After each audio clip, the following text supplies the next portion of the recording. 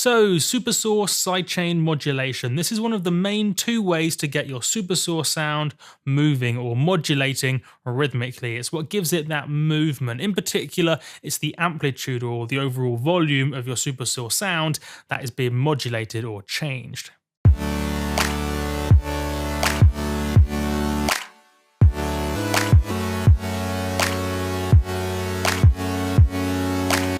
Whereas with no sidechain modulation,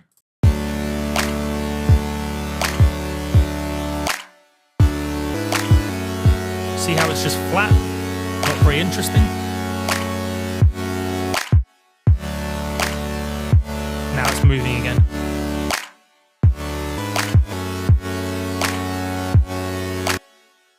Conceptually, it's quite simple what's happening. Granted, there are lots of different ways you can do it from a technical perspective. What you're doing is sending an input signal into a compressor that's triggering the compressor at certain moments in time, and then at those certain moments in time, the compressor is turning down the Supersaw signal, and then as the input signal disappears, the compressor eases off and the Supersaw reverts back to its normal amplitude. There's a really important meter that you want to look for in every DAW or however you're doing this sidechain compression. It's called the gain reduction meter, sometimes abbreviated to GER. This GER meter for gain reduction, or how much the track is turned down that you have this compressor on. I'll play it again, see if you can correlate what you're hearing with the amplitude compression or the amplitude modulation with what the GR meter, the gain reduction, is showing you.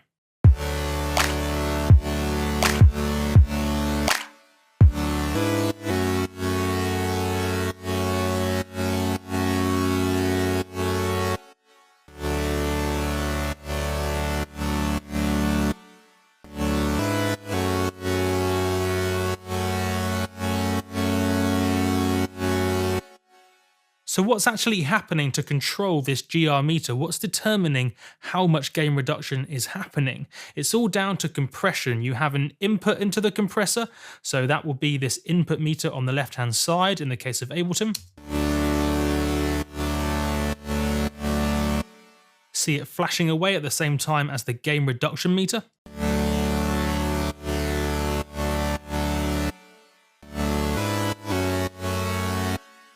Basically, there's a threshold for the input, which will be this control here, and as the input goes above the threshold, the compressor starts to turn down the thing that the compressor is acting on. So whenever the signal is above the threshold, the compressor starts to do its compression, and exactly how it does the compression depends on the compressor and all the other fiddly settings, but conceptually, that's the important thing. As the input goes in and above the threshold, compression starts. As the input signal goes below the threshold, the compressor releases itself according to the release time and it goes back to normal position.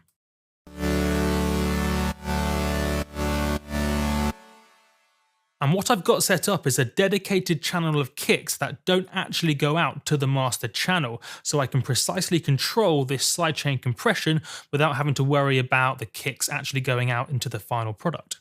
In the case of Ableton, what you do is set up a separate channel, call it something like send kicks, and set the output to sends only and not the master, so it goes out to a compressor, but not the master channel.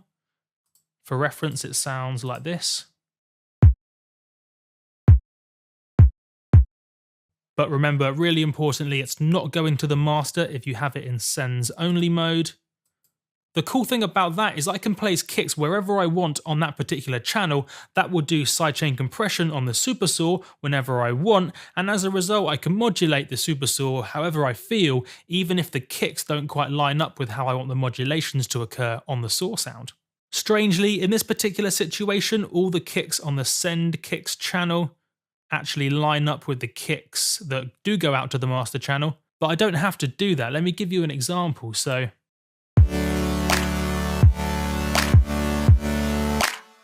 So what I'll do to demonstrate this is just place a load of random kicks on this send kicks channel so you can hear how it's modulating wherever I insert one of these kick drum sounds. Taking note that I'm using MIDI just because that was the mood I was in when I was making the track. There's no right or wrong way to do this.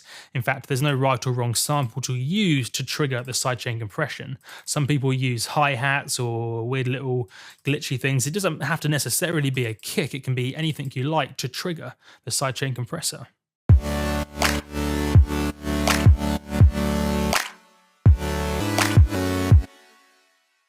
So let's just loop that so it's nice and simple.